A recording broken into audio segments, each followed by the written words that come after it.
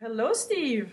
Well, good to see you. It's good to I'm have you glad back. that we're talking finally. Yeah, yes, yes, yes. So tell us about your latest book. You work actually with Bruce Lipton, that is a famous cellular biologist. Yes, yes. And The book is called Spontaneous Evolution: Our Positive Future and a Way to Get There from Here. And the book takes Bruce's ideas from the biology of belief, which is essentially that our beliefs and perceptions create our reality through our biology. And we apply that idea to our collective beliefs because we have these collective unconscious beliefs that we mistake for reality, but they're really just perceptions. They're often very limited. They're often based on programming. They're often based on programmed fears that are things that no longer are operative. I mean, in a certain way, uh, the joke is that we human beings are being operated by remote, by dead people. That, so much of how we are and what we think the world is like is based on very limited perceptions. And so in our book, the first section of the book is jokingly called What If Everything You Know Is Wrong? uh-huh. Because we live in an information age that we are inundated with information. But what if the information that we're given, because the context for looking at this information is inaccurate, what if we had inaccurate perceptions about what we were experiencing? So if I were to ask most people watching this video, do you believe in original sin? Many people would say, no, I don't believe in that. But I would suggest that even if we don't believe in it, in our cellular body, in our perceptions, in our subconscious programming, we do indeed believe in that because we have not really negated all of this information that came in before we were 6 years old. And at that stage, we're basically, for all intents and purposes, we're in a hypnagogic state, that we are essentially being hypnotized. Mm. And if we get misperceptions in there, then those misperceptions will override a lot of the good information that we have. So people go, well, I've read all the books, I've been to the seminars, I've done the affirmations, I've taken the trainings. Why is it that I seem to sabotage myself in the very same way? Mm-hmm. Some people it's relationships, some people it's money, career, health. How come I've been in, every time I'm in a relationship, it always ends the same way and it ends up being the same kind of person? People have that happen. Well, it's largely because of something that we may not even be aware of, but it's a program belief that we have that as soon as something happens, this default program clicks in and the old story clicks in. And until we break that pattern, usually by bringing it to awareness, sometimes there's healing rituals and techniques for deprogramming and changing our beliefs, hypnotherapy being one of them, certain breathing techniques being another. Until we reach that, we keep repeating these same patterns over and over again. So the idea in spontaneous evolution is that we human beings collectively in our civilizations, in our societies, are operating on faulty principles that have been disproved by science, and yet we imagine them to be true, and we keep living these same patterns over and over again. And we look at the institutions in our country, we look at the schools, the banks, the healthcare system, Yeah. and they all seem to be doing the exact opposite of what they're supposed to be doing. And that's because they were founded on false premises. They were founded on the premise that this is a me or you world, when really it's a me and you world.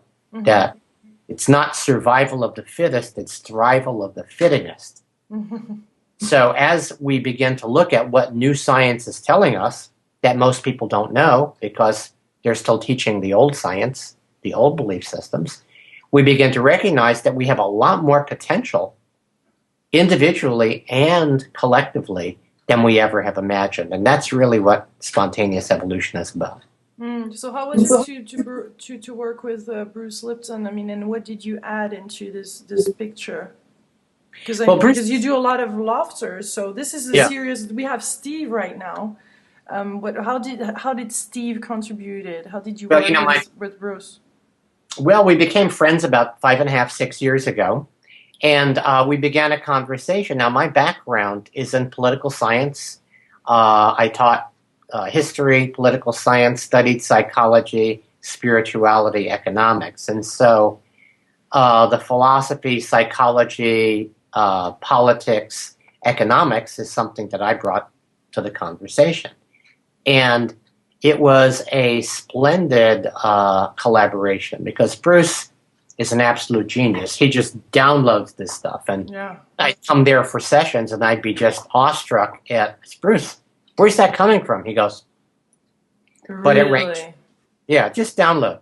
And so what I added to this process was taking the ideas that he was downloading in relation to science and the philosophy of science, and then wove that into a bigger story about how that applies to our economic system, our political system, our spiritual aspirations, and then how we can write this new story in the coming times.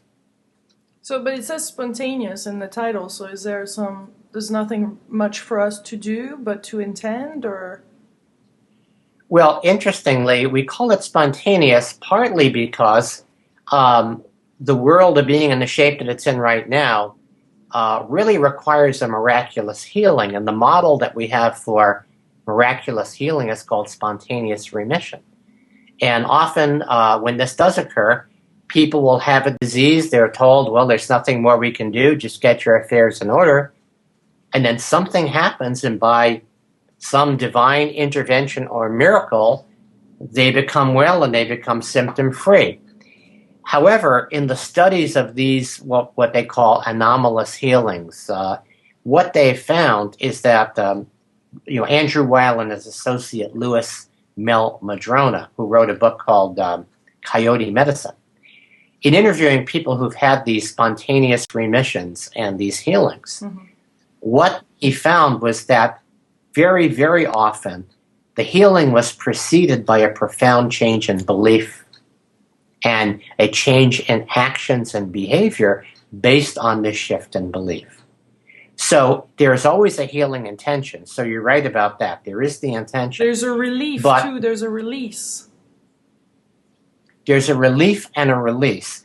And the release is of something that's not working. For some individuals, it might be releasing a job. It might be releasing the burden of having a business. It might be releasing a relationship. It might be releasing a belief that one has had about oneself. In any case, the change of belief occurs, and then the symptomology, which was simply a way to alert you. Symptom is really information, that's all. It was a way to alert you that something is amiss, trying to get your attention. There's something wrong. Well, when you change the foundational reason for the symptom in the first place, then the symptom has no longer a reason to exist. How quickly can things disappear?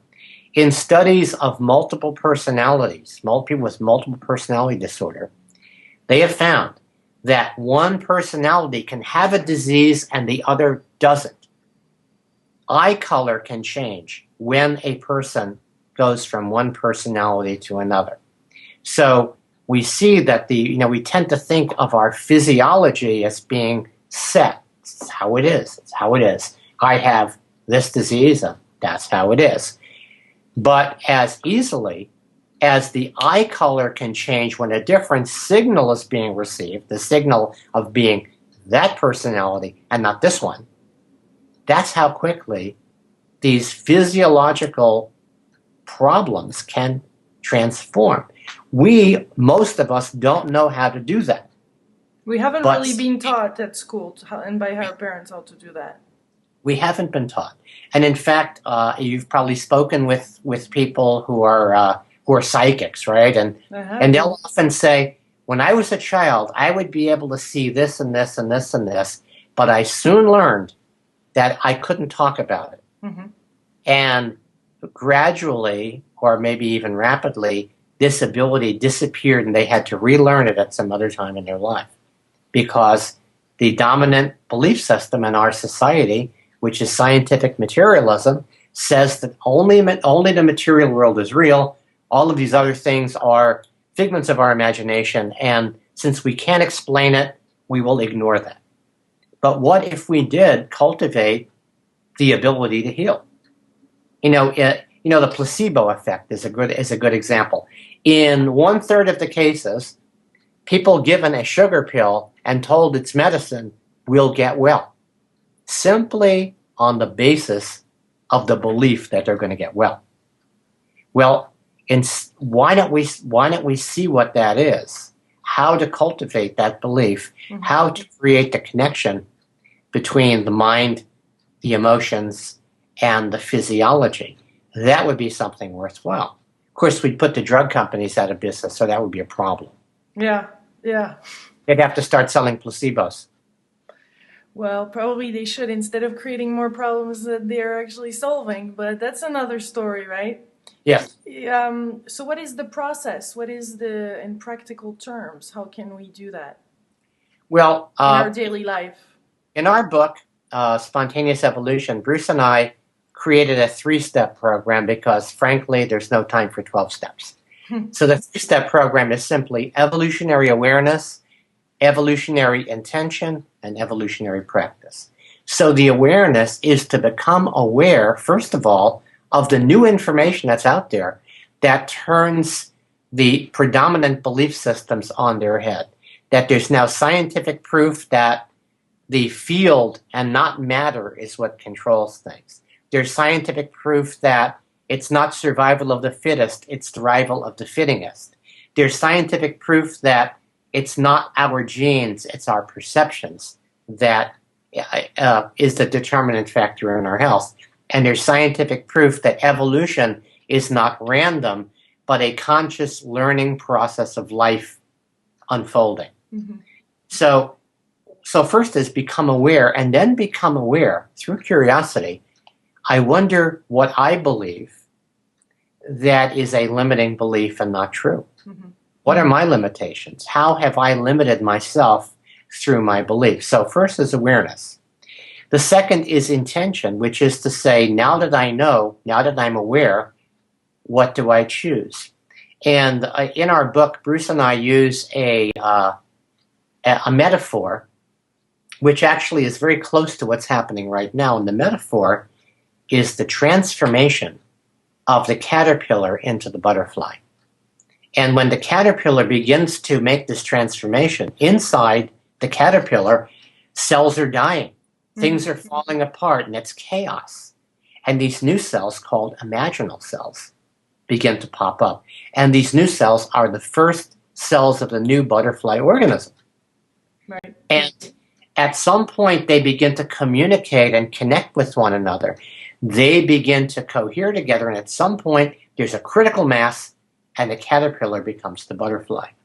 So at this point, we look at all of the failing institutions in our society based on beliefs that are obsolete. That's the caterpillar. We look at these new emerging ideas and people connecting in community, cultural creatives, Paul Ray calls us, about 70 million adult Americans. And this is the community that's gathering energy, that's gathering connection, that's gathering awareness, that's gathering coherence, and that's what we want to feed. So in this intention step, we ask ourselves, do I choose to feed the old story, the caterpillar that's falling apart, or do I choose to infuse power into this new story?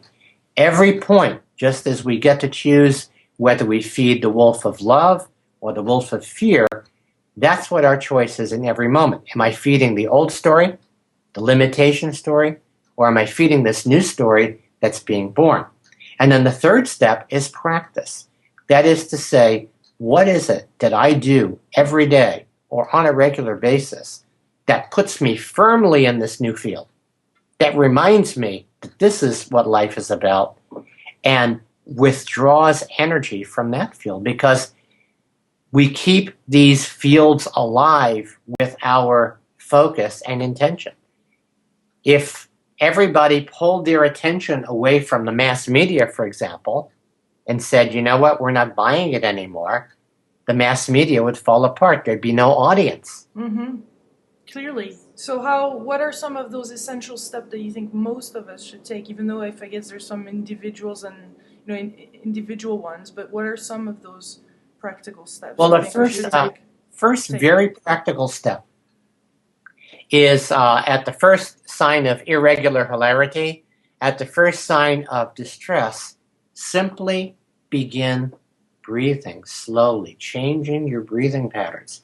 And of course, Swami jokes that breathing is the key to long life. Mm-hmm. If you want to live for a long time, just keep breathing. So changing our breathing patterns into a relaxed breathing pattern, and then focus on the heart. And imagine this warm energy just gathering around the heart. If you're familiar with the work of the Institute of Heart Math, HEARTMATH, they've got some very powerful and simple exercises and processes to help you along. So that's number one, be in the heart. Second step is to be conscious and aware of where you're spending time, attention, and money, and focus. So you want to withdraw your investment from the old story in all of those ways. Are you spending money habitually on something that no longer serves you? Take that money and put it somewhere else.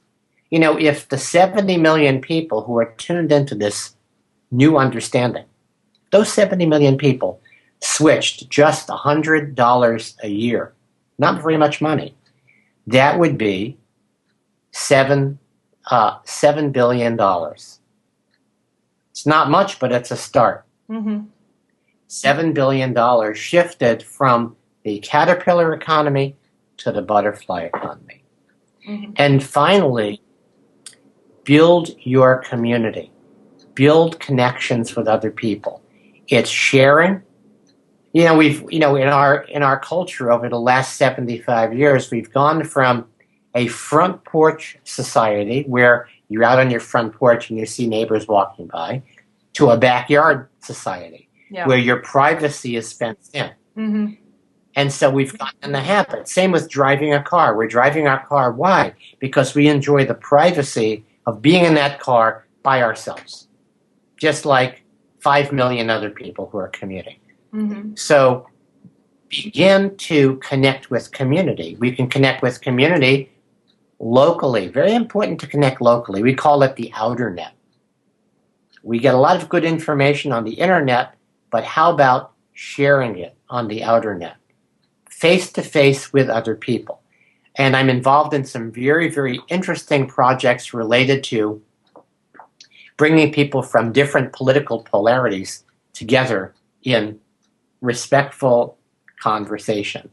And that is breakthrough, because we've been separated into me versus you, the left-wing tribe, the right-wing tribe, when really most human beings share the same virtues and values. And if we gather around those virtues and values, then we have the possibility of cohering around the one heart. Mm-hmm. So what are some of the... And that's really... Yeah. But what are those new companies going to be built on? What are those key values that we should invest in or look at to change, as you said, their investment to these caterpillar? Okay. Well, first of all, that's a really good question.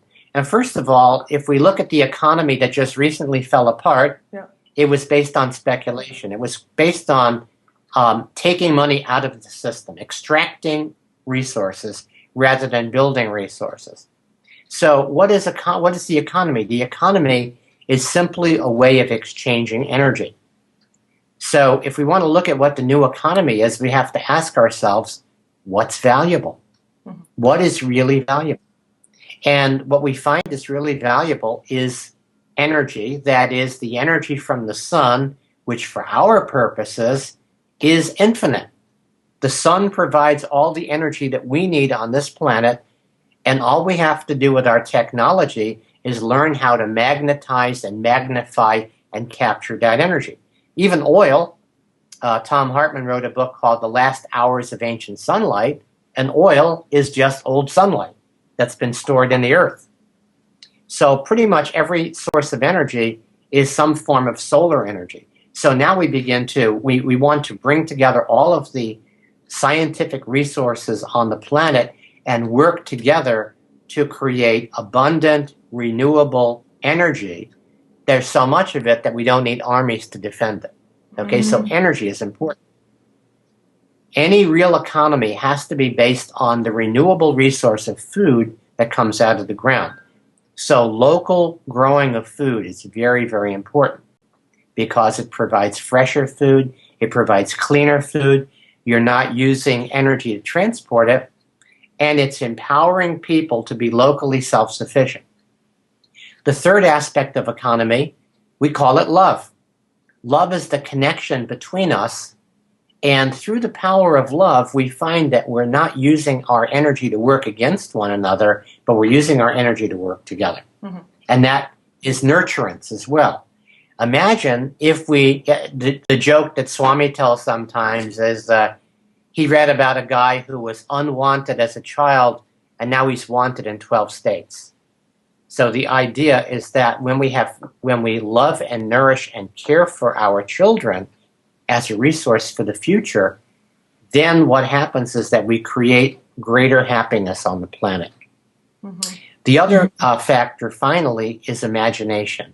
And imagination is the proper use of our minds in the service of our heart to take the resources that we have and the needs that we have and find imaginative ways to do more with less, to expand the power of something to produce more, and to generate greater happiness. So the economy of the future will be generating greater happiness by using fewer resources. I hope the government is working on companies like that. Well, the government's totally is going to help and support these kind of initiatives. Yeah. Well, I think that the next level in governance is recognizing that we call it an evolutionary upwising because people are waking up and wising up. And that is the recognition that really it's up to us because we are the foundation for the government. And what we have right now is a government based on, we call it the lowest common denominator. And those who have the most money to pay get their way. And that wasn't, of course, the intention of the founders of the United States. They intended for this to be a place where we could grow our businesses in a way that serves other people and have our government represent us as individuals and represent us as we the people in the highest collective sense of the greatest good for all. That was the intention. If we want to establish that, then it's up to us to wake up from what we have right now and begin to communicate across political party lines with people we imagine are different than we are and find common ground. It's interesting, but if you look at every religion, every ethical system, at the foundation is some version of the golden rule. Now, maybe that might be the operating system that we've been given for happiness on the planet, that we are actually all related, and that the way you treat other people is how you want to be treated yourself. And if we trusted that, we would, instead of fighting other healthy human beings, we would be able to gather around these virtues and values, and then those people who are, as we call them, sociopathogens, would be isolated. They wouldn't be able to get the energy to manipulate one against the other because of the general level of satisfaction and health. Well, it's been wonderful speaking with you. I just want to read all your books now, and that's been great. Very, very informative. Thank you so much, Steve. Is there a last thing, something else that you want to share or say? Or no, I think that you've hit it on the head. That right now we're living in times where we need to gather together and change. What you're doing in proliferating other people's work that you support and having these ideas go out there on the internet is hugely valuable work. If people want to find out more about what I'm doing, my website is wakeuplaughing.com, and my book is Spontaneous Evolution. Thank you. Thank you so much, Steve.